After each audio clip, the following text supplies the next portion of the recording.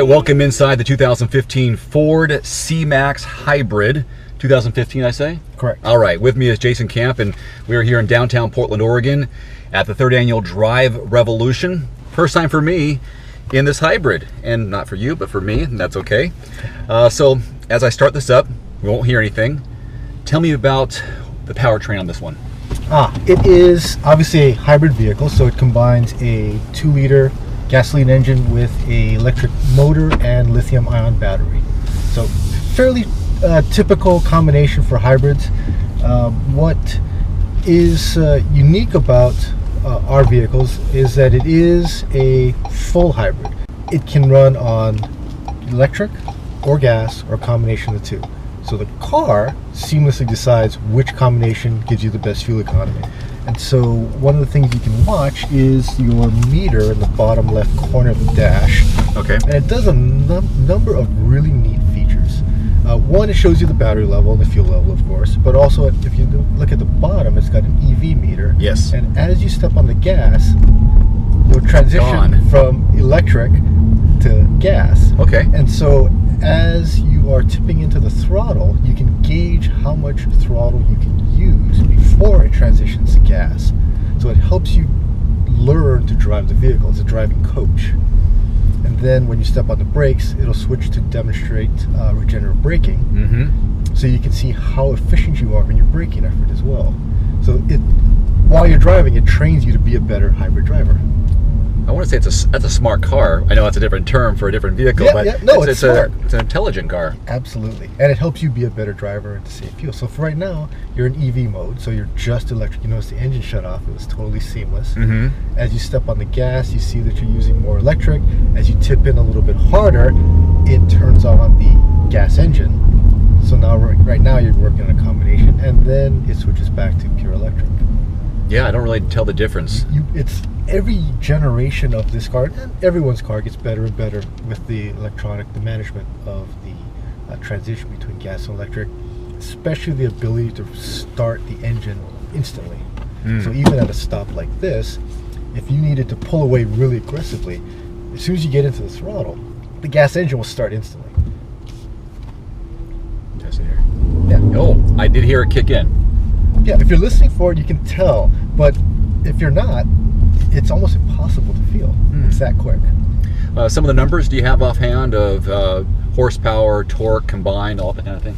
Ooh, interesting question. I believe if you take the combined, it's about 190 horsepower combined, around there. Not certain, but it's approximately. Okay. So you'll notice when we jump on the freeway. You gonna take the freeway route? We can. Okay. You'll notice as you accelerate onto the freeway, you get the gas engine, which comes on immediately to give you the acceleration. Plus, you get that boost from the battery for the very aggressive acceleration, like if you're pulling on a freeway or passing, something like that. So you get the combination of both. Okay. Which is why I was mentioning earlier, you can have gas or electric or both, depending on your power needs. The car decides which is. And it's all the car's decision. It's not yours. You can't toggle between systems. Right. Okay. So, but you can influence what it uses by your right foot. Got it. Yeah. Okay. I want to say fuel economy, but how about overall miles per gallon? Combined is 40, so city is 42, highway 37. So very nice fuel economy. Yeah.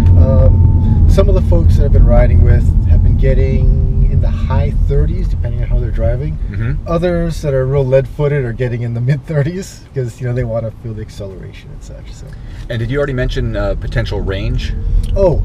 Combined gas and electric, it's just under 600. So wow. Yeah, so you can go really, really far. Wow. Depending on how you drive, of course. I mean, if you're going to do 80 on the interstate, fuel economy will suffer just because you're pushing a lot of air around the vehicle. And hybrid versus plug-in, so you're not tethered or forced to stop and plug in midway on a long trip. Well, the beauty of a plug-in hybrid is that you have some of the benefits of a pure EV, meaning that you can run the car in electric mode up in freeway speeds as well. And you can plug in the vehicle to recharge, so you can actually run pure electric. Like, for example, if you have a charging station at work, many companies have done that. You can charge at work and charge at home overnight, So essentially, if you're within a 20-mile or so radius of work and home, you could drive all week on electric. So this is a plug-in? This is not. This is just a hybrid. Okay. Yep.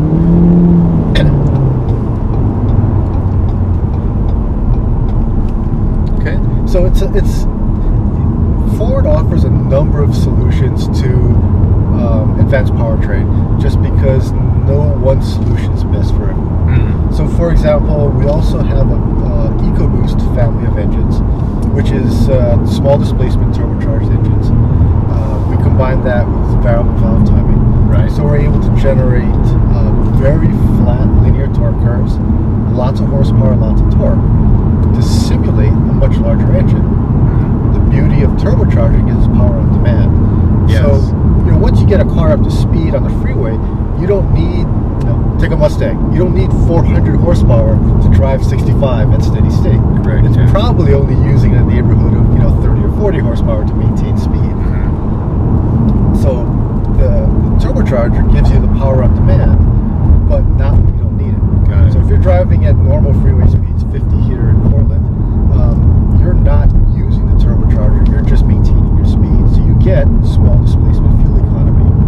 On the other hand, if you need to accelerate or pass, or if you're towing or hauling, you have that larger displacement power when you need it. And I'm recognizing that here in the left hand of the instrument cluster, the EV, and I'm already going 45 miles per hour, little taps of the throttle, and I'm only making small impacts on the fuel economy. Yes. So depending on your speed and the grade of the road, if you're flat or maybe a slight decline like we are now, for example, you're in electric mode right now. Yeah. And so you're not using any, the gas engine's shut down. And so you'll find that as you accelerate gently to maintain your speed with the other traffic, you don't have to use the gas engine.